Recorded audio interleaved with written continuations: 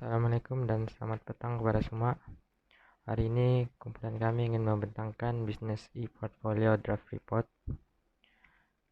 Pertama sekali, jenis praktikum perniagaan syarikat kami yaitu ambil pesanan dan hantar ataupun take order and deliver di bawah industri pakaian. Seterusnya, visi, misi dan objektif syarikat kami. Visi syarikat kami ialah menawarkan pakaian dengan harga yang berpatutan, servis yang efisien dan kualiti yang terbaik.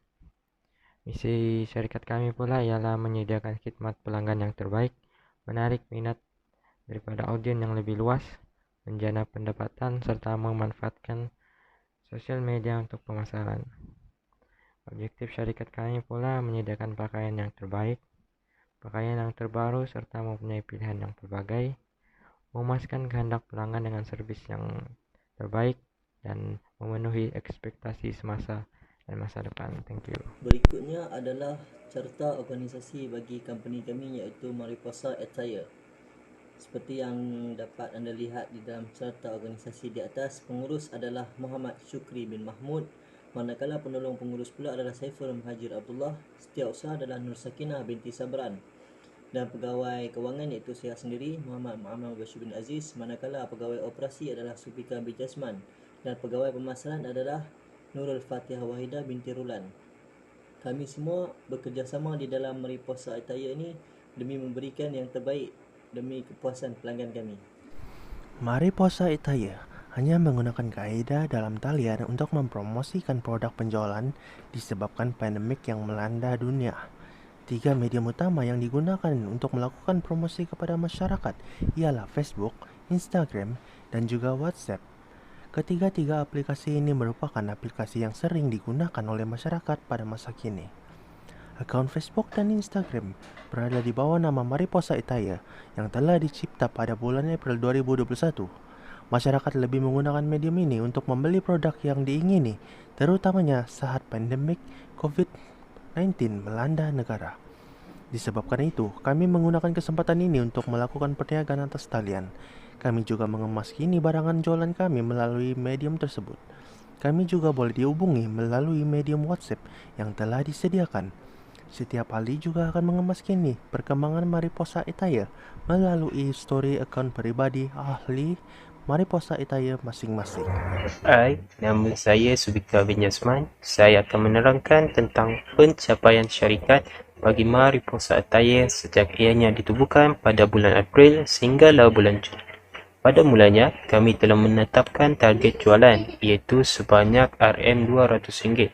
Setelah beberapa bulan kami menjalankan perniagaan, Mariposa Attire telah berjaya mencapai target jualan dan mengumpul jumlah jualan sebanyak RM1,675. Mariposa Attire juga telah memperoleh 58 jumlah pengikut di Instagram dan 124 jumlah likes di akaun Instagram tersebut. Sebanyak 128 jumlah pengikut dan 125 jumlah likes kami telah terima menerusi page rasmi Mariposa Attire di Facebook.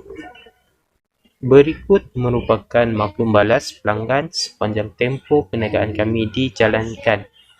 Kami dapat simpulkan bahawa 80% pelanggan kami sangat berpuas hati dengan produk yang kami sediakan, manakala 15% pelanggan kami dapat menerima produk kami dengan baik dan 5% lagi mengatakan bahawa perniagaan kami dapat ditambah baik lagi ke tahap yang lebih tinggi. Secara keseluruhannya, sepanjang tempoh perniagaan kami berlangsung, kami tidak menerima sebarang respon negatif. Seterusnya adalah bahagian hasil jualan dan untung syarikat.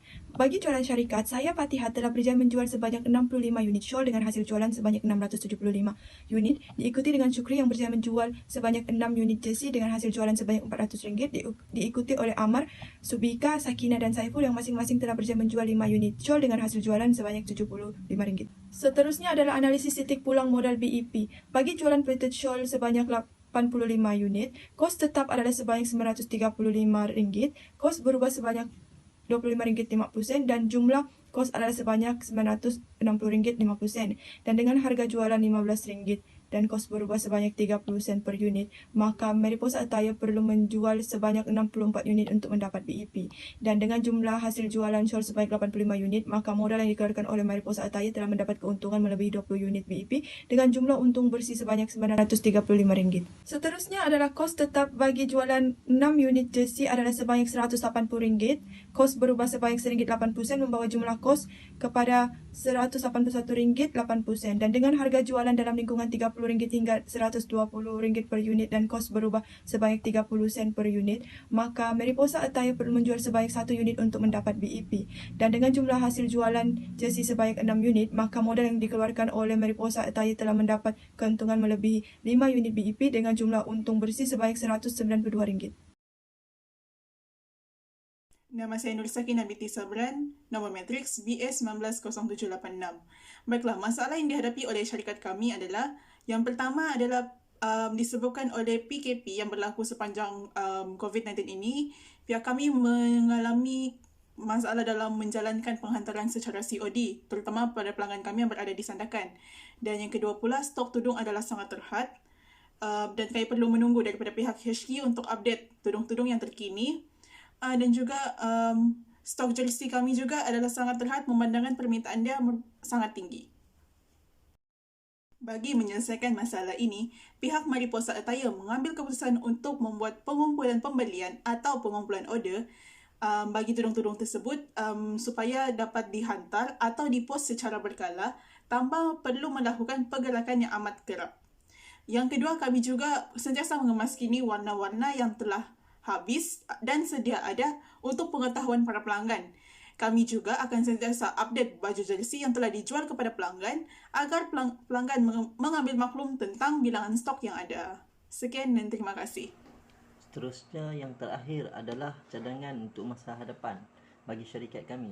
Antara cadangan yang boleh diguna pakai adalah yang pertama, memperkenalkan desain-desain baharu, iaitu mengetengahkan fashion-fashion yang terkini dan yang terkenal, ataupun membuat penambahbaikan terhadap fashion-fashion yang sedia ada. Seterusnya adalah mempelbagaikan jualan, iaitu kami tidak tertumpu kepada penjualan tudung dan baju saja, tapi kami juga turut menjual seperti perhiasan pakaian dan juga menambah produk jualan untuk lelaki dan perempuan. Yang ketiga adalah meningkatkan pengiklanan dan promosi, iaitu kami lebih giat dan aktif mempromosikan jualan dan menjelaskan dengan lebih jelas produk-produk yang dijual. Dan yang terakhir adalah meningkatkan taraf jualan, iaitu menaik taraf status daripada dropship kepada ejen dan menyimpan stok dengan lebih banyak. Terima kasih.